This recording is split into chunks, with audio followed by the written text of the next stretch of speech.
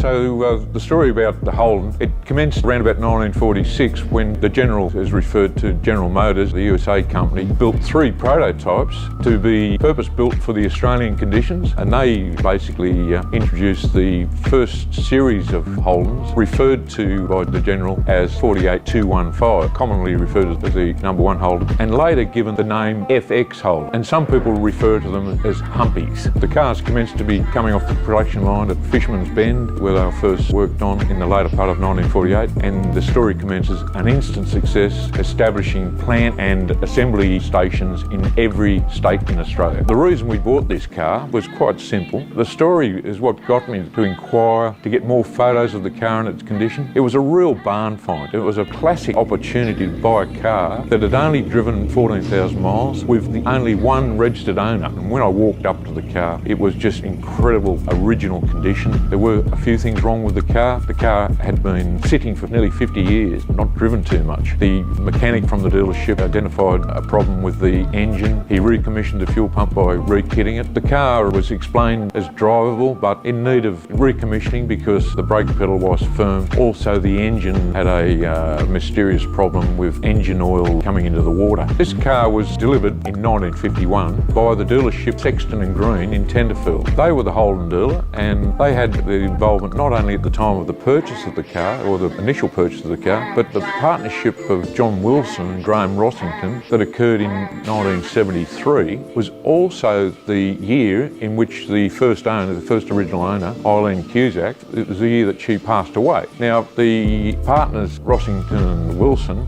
bought the car from the estate of Mary Cusack in 1975. The dealership reacquired the car, put the car in their showroom for a short period, didn't do any work on the car, and basically parked up the car as an asset of the dealership until they decided to sell the car last year in 2021. The original owner of the car is a lady called Miss Mary Eileen Cusack. She was born in 1892. She was a lady who lived at 87 Martin Street in Tenterfield. Peter Cusack refers to the car as a car that he learnt to drive in when he was a 17-year-old. She was the first registered owner and the only registered owner of this car from a registration point of view. One of the interesting things about the car is the number plate. And I've got to say to you, this number plate on the car at the moment is not an original number plate, but it is certainly a remake plate showing the correct numbers and lettering. We know that via the registration label, which tells us that the car was last registered in 31st of October 1974. The interesting thing here is the letters A,